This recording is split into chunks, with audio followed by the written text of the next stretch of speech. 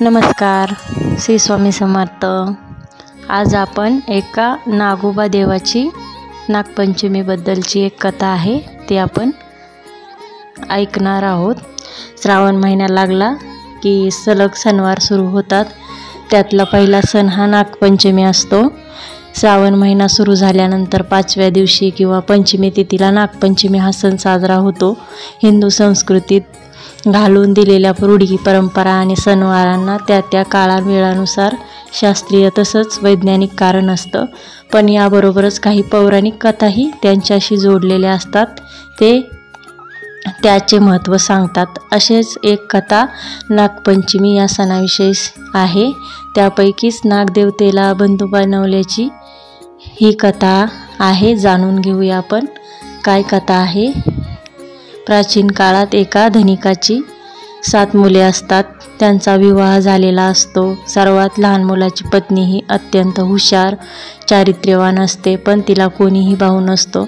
एके दिवशी घरातल्या मोठ्या सुनेने घर सारवण्यासाठी विशिष्ट मातीची मागणी केली। ते घेण्यासाठी सर्वच सुना एकत्र फावडा, खुरपं घेऊन निघाल्या।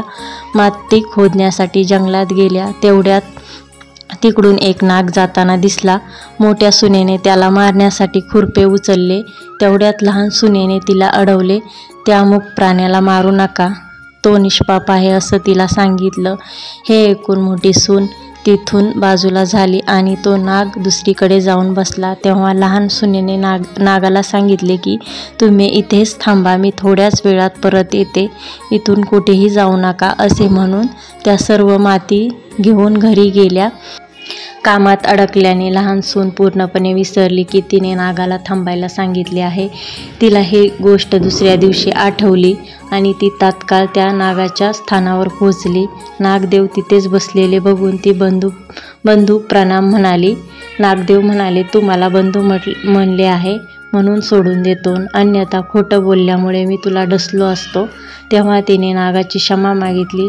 त्यावेळी आजपासून तू माझी बहीण आणि मी तुझा भाऊ, माग तुला काय हवं आहे असे नाग तिला म्हणाला। त्यावेळी माझं कोणीही नाही, तुम्ही माझे बंधू झालात याचा मला फार आनंद झाल्याचं तिने सांगितलं। काही दिवसानंतर तो नाग मनुष्य रूपात तिच्या घरी येतो। माझ्या बहिणीला न्यायला आलोय असं म्हणतो। त्यावेळी घरचे नकार देतात, हिला कोणीही भाऊ नाही असं सांगतात, पण तो दूरच्या नात्यातला भाऊ असल्याचा विश्वास घरच्यांना देतो। त्यानंतर तिला घेऊन निघतो। वाटेत तिला सांगतो की मीच तोच नाग आहे ज्याला तू भाऊ मानले आहे, त्यामुळे घाबरू नकोस। वाटेत जिथे अडचणी येईल तिथे माझे शेपूट पकड। त्याप्रमाणे तिने केलं आणि घरी पोहोचली। तिथलं धन ऐश्वर्य बघून ती आश्चर्यचकित झाली। एक दिवस त्या नागाच्या आईनं तिला सांगितले की मी एका कामाने बाहेर जात आहे, तू आपल्या भावांना गार दूध देशील। तिला हे लक्षात नाही राहिलं आणि तिने गरम दूध पाजलं, त्यामुळे त्या नागांचे तोंड पोळलं। नागाची आई फार रागावली, पण नागाच्या समजावण्याने शांत झाली।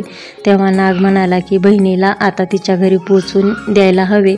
त्यावेळी नागबंधू व त्याच्या वडिलांनी तिला भरपूर सोने, चांदी, हिरे, माणके, कपडे देऊन तिला तिच्या घरी पोचवले। एवढे सगळे बघून मोठ्या सुनेला ईर्ष्या झाली। ती म्हणाली, तुझा भाऊ तर फार श्रीमंत आहे, तुला त्याच्याकडून अजून धन आणायला हवे। हे ऐकून त्या नागाने सर्व सोन्याच्या वस्तू आणून दिल्या। त्या मोठ्या सुनेने झाडूसुद्धा सोन्याचा मागितला तर तोही आणून दिला। लहान सुनेला नागाने एक सुंदर हिरेमाणकांचा हार दिला, ज्याची कीर्ती तिथल्या राणीपर्यंत पोहोचली। तिने राजाला सांगितलं की मला तो हार हवा आहे। राजाने फर्मान सोडलं की त्या धनिकाच्या सुनेचा तो अद्भुत हार आणून द्या। धनिकानेही घाबरून सुनेकडून तो हार मागून घेतला। त्या सुनेला यामुळे फार दुःख झाले। तिने नागाला प्रार्थना केली की राणीने माझा हार हिसकावून घेतला आहे, तुम्ही असं काहीतरी करा की जोवर हार राणीच्या गळ्यात असेल तोवर तो साप बनेल आणि जेव्हा तो परत माझ्याकडे येईल तेव्हा परत हिरेमाणकांचा हार होईल। नागाने तसेच केले। तो हार राणीने गळ्यात घातल्यावर त्याचा साप झाला आणि राणी जोरात किंचाळून रडू लागली। हे बघून राजाने त्या सुनेला ताबडतोब बोलून घेतले। धनिक सुनेला घेऊन दरबारात हजर झाला। राजाने तिला विचारले की तू काय जादू केली आहेस, खरं सांग, नाहीतर तुला शिक्षा करेन। सून म्हणाली, महाराज माफ करा, पण हा हारच असा आहे की माझ्या गळ्यात हिरेमाणकांचा असतो आणि इतरांच्या गळ्यात साप बनतो। राजाने हे ऐकून तो हार सुनेला देत म्हटलं की घालून दाखव। तिने घालताच तो हिरेमाणकांचा झाला।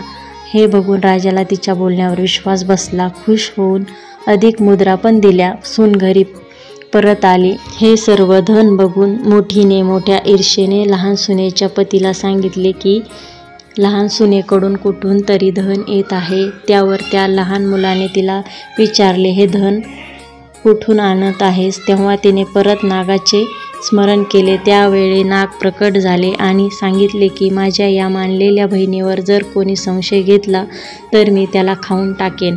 हे ऐकून लहान सुनेचा पती खुश झाला। त्याने नागदेवताचा यथायोग्य सत्कार केला। त्याच दिवशी नागपंचमी हा सण साजरा केला जातो, जेव्हा स्त्रिया नागाला आपला भाऊ मानून त्याची पूजा करतात। तर ही होती नागपंचमी आणि भावाचा उपवास याबद्दलची माहिती।